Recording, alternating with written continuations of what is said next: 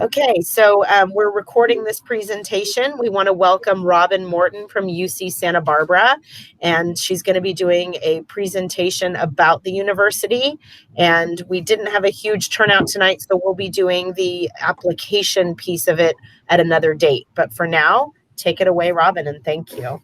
All right. Well, good evening, everybody. Thank you so much for spending this now Thursday evening with me. My name is Robyn Morton. I'm a freshman admissions counselor at UC Santa Barbara. I'm originally from San Jose, California, but now I do get to live in and around the beautiful Santa Barbara area. We're all on the Central Coast, so we understand how great it is. Now, I'm going to be talking about a lot of things today, everything from academics and research to student life to, of course, the admissions process. I'll also be giving you all some tips on how to be a better college applicant, tips on how to be a better college student in general, no matter where you end up going in the future. And my first tip of the day is ask your questions. I am here to be a resource for you, so please ask the questions that you have. It's great that you're all on mute, so there's no background noise. You can either add your questions in the chat box, or we'll have plenty of time for Q&A at the end. So whatever is best for you. And I'm going to share my screen now. Can we all see it?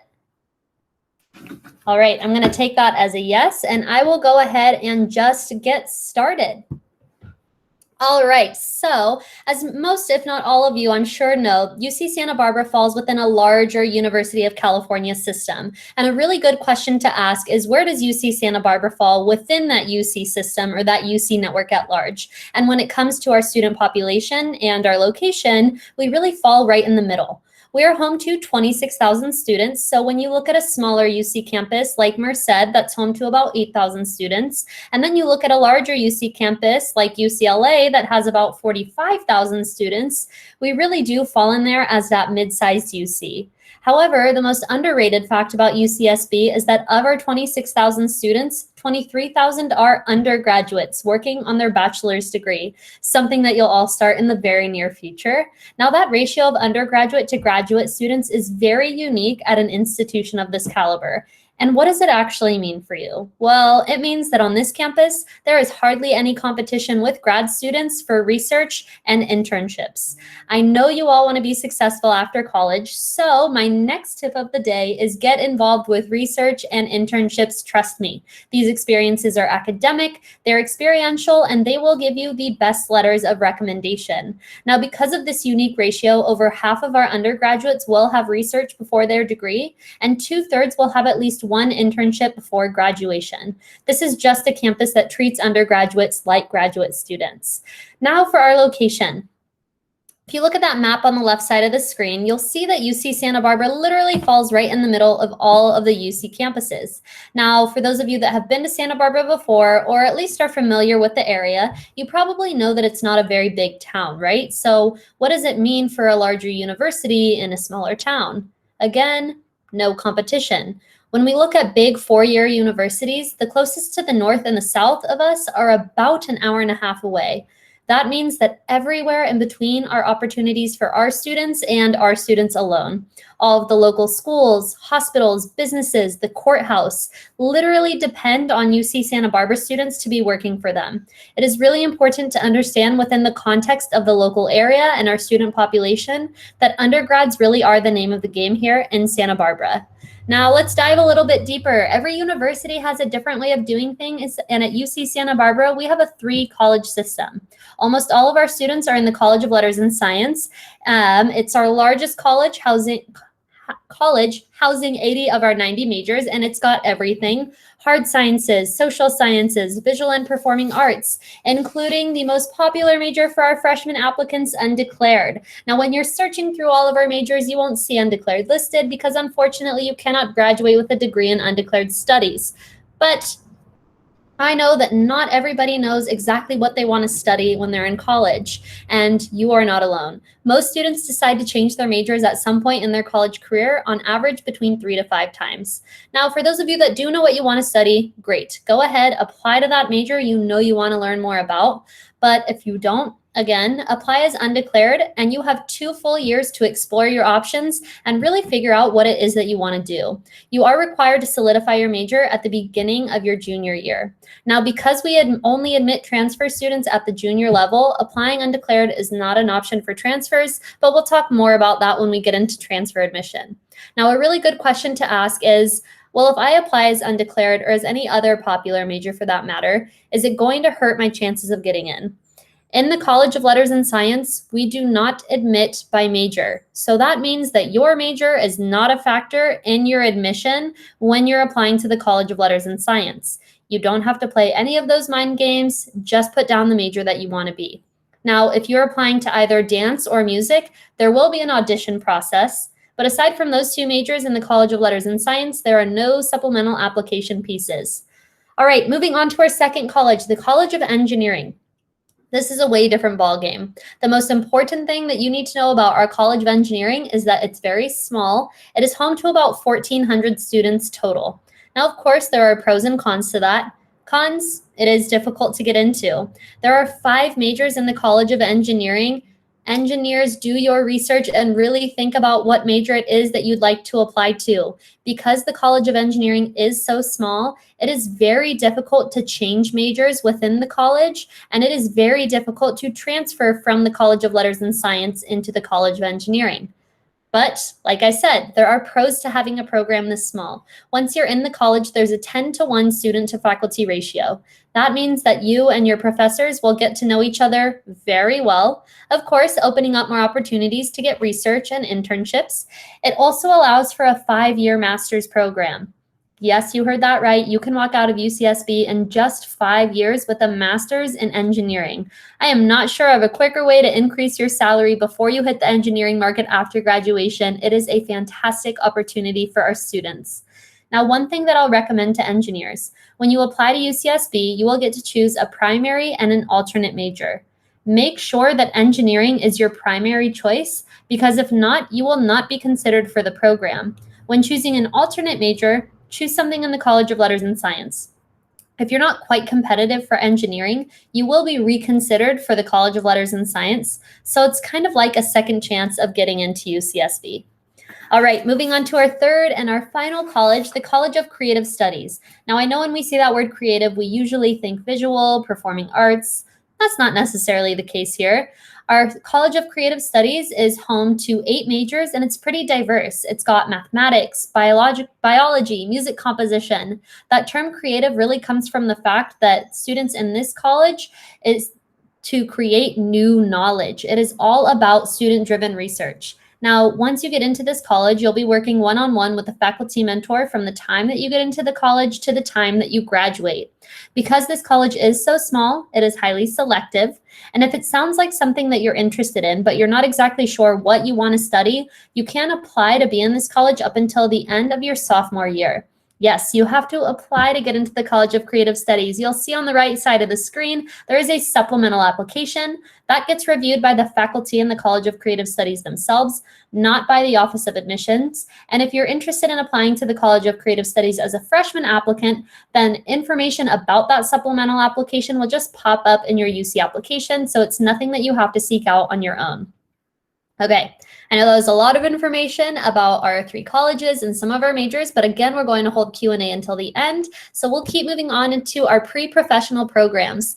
Now at UC Santa Barbara, our pre-professional programs are not majors, they are not minors, so you won't see them on the UC application. They are simply programs to help students succeed both during and after their college career. Our pre-health and our pre-law programs have advisors that specialize in these fields that will help keep you on track. They'll help get you into med school, law school, vet school by directing you to internships, letting you know what the required prerequisites are, that kind of support. Another program that we offer is TMP, our Technology Management Program. Now, this is for all of my business-minded students out there. We don't actually have a business major at UCSB, but fun fact, you do not have to major in business to run a successful business. Now, we encourage our students who are interested in this career path to study whatever you want, what you're actually interested in, and join TMP. TMP offers driven and innovative students an in-depth understanding of business principles and professional skills vital to your success after graduation. The coolest part about this program, in my opinion, is that all of the classes offered through TMP are taught by local entrepreneurs, local business owners themselves.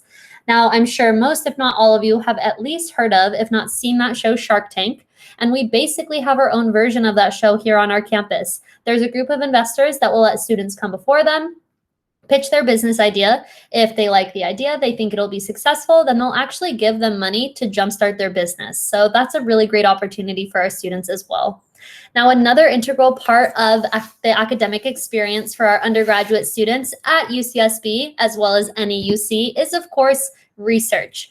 All of the UCs are considered research institutions. So if that's something that you're interested in, there are plenty of ways to get involved. At UCSB, you can walk into a professor's office and say, hey, what are you researching? How can I help you with that?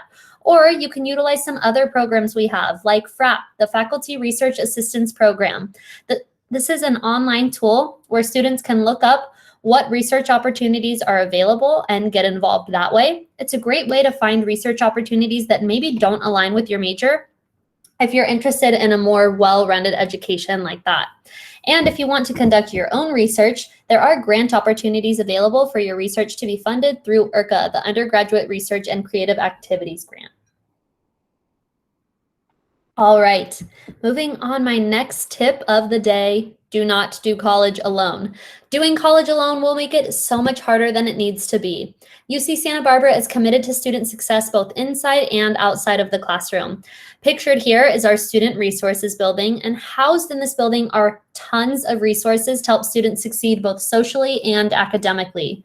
Our most popular resource is CLAS, Campus Learning Assistance Services, free tutoring. We have tutoring in every subject. They also put on workshops to help students with time management, procrastination.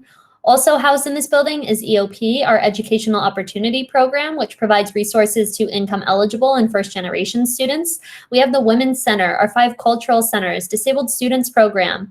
Pretty much any kind of support you could be looking for, go to the Student Resources Building. If they don't have something for you, they can definitely point you into the direction of somebody that does. Now, I'm sure I'm one of the first college reps that you're listening to speak this fall outreach season, but trust me when I say we might all start to blend together. Most of us have some form of biology, economics, psychology. Most of us have these resources that I'm talking about. So how are you supposed to choose where you want to go to college? Well, a question that I highly encourage you to ask every school that you are seriously interested in is what makes your school unique? And for UCSB, it's our community. We are not just a university, we're a home to most of our students. Working in admissions, we often hear students say, I want to go to a really good school, but I want to live in an environment that's friendly, that's community-based, not competitive. Well, I have good news for you. Those things do coexist, and they coexist here. And I really chalk that up to the fact that we are a residential campus.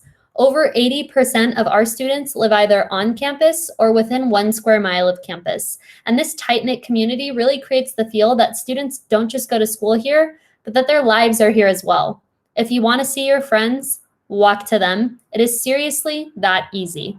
Now, we have 8 residence halls on our campus. 5 of them are oceanfront property and 6 apartment complexes. We also have 4 dining commons on campus, all with vegan and vegetarian options. So those are just some things to keep in mind. Now, because students live so close to campus, of course they want to get involved, which is really easy to do at UCSB. We have over 500 student organizations, everything from academic to social, cultural, political. We have the Barbecue Club, the Latino Business Association. At one point, we had the Costco Club. Students would meet up on campus. They would go to Costco just to get free samples and come back. So with that being said, I'm pretty sure we have a club for you. And if we don't, you can make your own. All you need are 2 other friends, an academic advisor, and you got yourself a club. We also have 38 Greek chapters housing all of the national sororities and fraternities, as well as some multicultural sororities and fraternities as well. Another way to get involved, sports. We have 3 levels of competition, the most leisure and intramural sports. That's just go have fun with your friends for an hour every week. creating teams with UCSB students, competing against other UCSB students. Now, if you want a higher level of competition, we have our traveling club teams. But of course, the top dogs on campus are our NCAA teams, all 19 of which are top tier Division I competition. Well, maybe you're not into sports. Organized sweating isn't really your thing. Good news is that is not the only opportunity to travel as a student at UCSB. Now, I'm sure most, if not all of you, hopefully have some sort of interest or curiosity in studying abroad. Do it. This is a nationwide fact. For college students who study abroad, it is their #1 college experience. And for those who don't, it is their #1 regret. So you should go. We have over 300 programs in 40 countries. You can study abroad for an entire year, just a quarter or semester, or just the summer. It's totally up to you, but take advantage of this. It is a once-in-a-lifetime opportunity. You will not be able to fully immerse yourself in another culture for a full year, let alone a few months during your career life. Now, fun fact, UCSB sends the most students abroad out of all the UCs, and an even more fun fact is that any financial aid that you receive will actually follow you abroad. Now, these are all great opportunities once you're a current student at UCSB, right? Well, what happens when you graduate?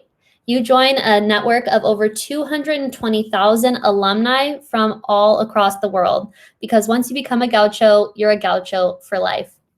So I hope you're all sitting there and you're thinking, yeah, that sounds pretty good. I could get behind some of that. How do I get in? And that is what we will spend the rest of our time talking about today. We're going to start off with our future freshmen, but before I really get into it, I want to remind everybody, there are 9 undergraduate UC campuses and just 1 UC application. So with that being said, every UC campus that you apply to will receive the same copy of your application. So you don't want to be campus specific anywhere in your UC application. Even though we all receive the same copy, we review your application individually from each other. So let's say you apply to UC Santa Barbara, UC Irvine, UCLA. I don't care what those other campuses are doing. I'm only going to look at your fit on my campus. Now, every single UC conducts what is called a comprehensive review. That means that all of the UCs will look at both your academic and your non-academic factors. And we're going to break that down right now, starting with the academics. The first being the A through G subject requirements. Now, you're all California students, so you know what these are. It's your standard English, history, math, etc. Completing these courses with a grade of C or better to be eligible. Now, for winter, spring, or summer 2020 only, we will allow a pass or a credit mark, because we do know that some schools have gone to pass, no pass, or credit, no credit grades. Keep in mind, though, you still have to pass the class. So again, pass or credit is allowed for winter, spring, and summer 2020 only. The second part of the academics is the GPA. The minimum GPA for a California student is a 3.0 weighted GPA. We will always use a weighted scale, and there are 4 ways for you all as California students to contribute to that weighted scale: AP courses, IB courses, UC approved honors courses, and transferable community college classes. Now, it's really important to understand that your overall high school GPA will look very different than what we call your UC GPA, and this is why. When the UCs calculate your UC GPA, we will be using 10th and 11th grade A through G courses only. This does include any A through G courses from the summers after 9th, 10th, and 11th grade. Now, as I said, we will always use a weighted scale, but that weighted scale is capped. We will weigh up to 4 courses or 8 semesters of higher level work. And how that really breaks down is 2 year-long courses your sophomore year, 2 year-long courses your junior year. Now, those are the numbers, those are the academics, but you're more than just academics, right? Of course you are. That non-academic section of your application includes anything that doesn't have a number or a grade attached to it. This could be clubs, sports, general activities, volunteerism, part-time employment, any awards or honors that you got. And it does not have to be related to school. A great example, babysitting. It is not related to school, but it takes up a huge amount of your time. And to me, when I look at your application, I see you as a leader in your family structure. Did you make the world a better place? Did you take advantage of an opportunity? Yes and yes. Put it on your application. Now, that non-academic portion of your application is really made up of 2 sections: the activities and awards, and of course, your personal insight questions. Now, your personal insight questions are part of the UC application, and it's the writing portion of your UC application. It's a very important part because it's really where we get to know you, not just as a student, but as a person overall.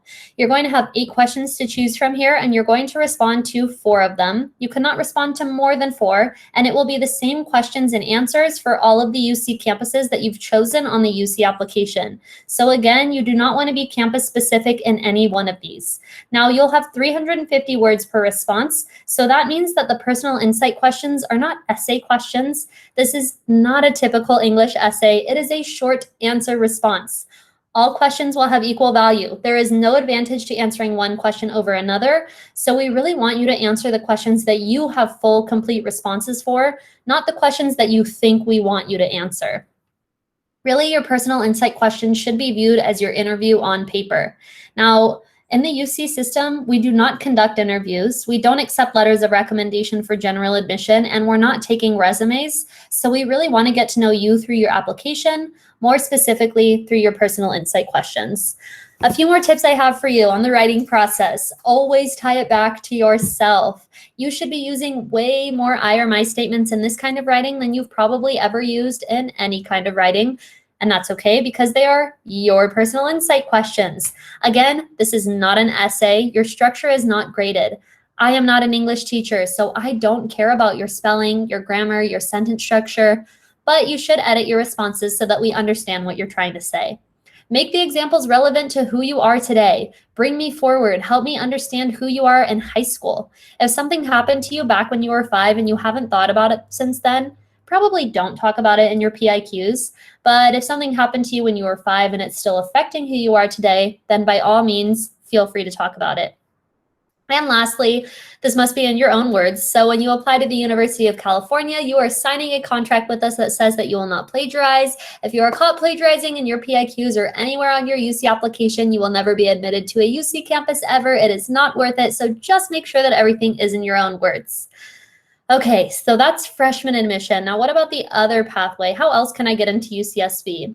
We're going to talk about transfer admission, starting with eligibility on the left side. But before we get into that, transfers have a different criteria. Your admission is solely based on academics, but those academics being the grades that you earn in community college. This is a really great pathway for some people, especially those that maybe slacked off a bit in high school, because you get a clean slate. I do not even look at your high school grades when you apply as a transfer student. So that's something to keep in mind. Now remember, we admit at junior level standing only, meaning you do need to know what major it is you're applying to when you apply as a transfer student. So again, starting on the left side of the screen in that eligibility box. Transfer applicants need to complete the 7-course pattern requirement, earning a grade of C or better in each course. Now, this 7-course pattern requirement is pretty similar to the A through G course requirements that are required for our freshman applicants. Transfers also need to complete 60 semester or 90 quarter units of UC transferable college credit with a GPA of at least 2.4 for California residents. Now, this is the minimum GPA. Realistically, we're admitting transfer students with a GPA of about 3.2 or above, so that's something to keep in mind. And lastly, complete required major preparation courses in biology, engineering, math, and economics. Now, there's just one more thing that I want to say about transferring to UCSB before we move on. We are one of the 6 UCs that still offers the TAG program. That stands for Transfer Admission Guarantee. It is a guarantee of admission to UC Santa Barbara, and there are just 4 things that you have to do. Go to a California community college, maintain a 3.4 GPA, complete all of the required transfer classes, and complete any required prereqs for your major. Now, that last one you might not even have to do. We have almost 100 majors at UCSB, and only about a dozen require any prerequisites at all. So do 3, maybe 4 things, and you are guaranteed admission at UC Santa Barbara. It is that simple. You can tag, as we call it, to any major in the College of Letters and Science, aside from dance, theater, and music. Now, like I said, this is a great pathway for some people, and if you are at all thinking about the transfer pathway, every single time we will say, go to a California community college. It is not just a priority for us, but for all of the UC campuses. All right, I know I talked about a lot and I moved pretty quickly. Before we get to Q&A, I do want to leave you with some reminders. Communication between the Office of Admission and applicants will occur primarily through email. So when you create your UC application, your login will be your email account. So we recommend that you use an email account that you'll check regularly. That means through the enrollment period. So we recommend that you not use an school email address if you have one of those. And of course, we want you to reply to our request in a timely manner. Admissions decisions will be posted on the UC campus portal. You will have a unique and individual UC campus portal for every UC campus that you apply to. So just make sure that you're keeping track of all of your usernames and passwords. We do not need transcripts with the UC application, so please do not send us your transcripts when you apply. You will self-report all of your courses and your grades in that academic history section of the application. It is only until you have been admitted and you choose to enroll at a campus that we will request those transcripts from you. That goes the same for any coursework updates in your senior year. Maybe your schedule changed. Maybe you dropped a class. Maybe you didn't pass a class. You only have to let us know that once you're admitted and you choose to enroll at a UC campus. And of course, do not forget about your dates and deadlines. August 1st is when the UC application opens every year. So for those of you that are seniors, I implore you to create your UC application and begin working on it. Definitely get that head start, but you won't be able to submit until November 1st. That application deadline is November 30th. However, we do not care when in the month of November you submit your application. We do not read applications in the order that we receive them. We do not timestamp your applications. So just make sure you get it in by that November 30th deadline. If you are choosing to take an SAT or an ACT and you want to share your scores with us, you'll just need to make sure that you do so by just the end of December in your senior year. The UC is test optional this year, so it will not hurt you at all if you choose not to take one of those exams. March 2nd is when you will need to submit your FAFSA or your California DREAM Act application. That is for financial aid. Those applications will open in October and they will be due on March 2nd. And admissions decisions from all the UCs for freshmen will be posted in March. UC Santa Barbara typically posts mid-March, and if we accept you, you still have to accept us. So it is that so you will need to submit your statement of intent to register, our SIR, at that campus of your choice by May 1st. And once you are admitted and you choose to enroll at a UC campus, then it is that summer after graduation that you will need to submit your official transcripts and test scores. Now, it wouldn't be a virtual presentation if I didn't plug our social media accounts. So follow us on Instagram. Our UCSB admissions account is a typical admissions Instagram. We post admissions updates, events, fun facts. We're doing Tip Tuesday with the UC application, so that's definitely something to check out. Or if you're curious on what is life actually like as a student at UCSB, follow UCSB Life. This is an account that's run by students, for students. There are takeovers both on the story and on the feed. I'd highly recommend checking it out, even if you don't give it a follow.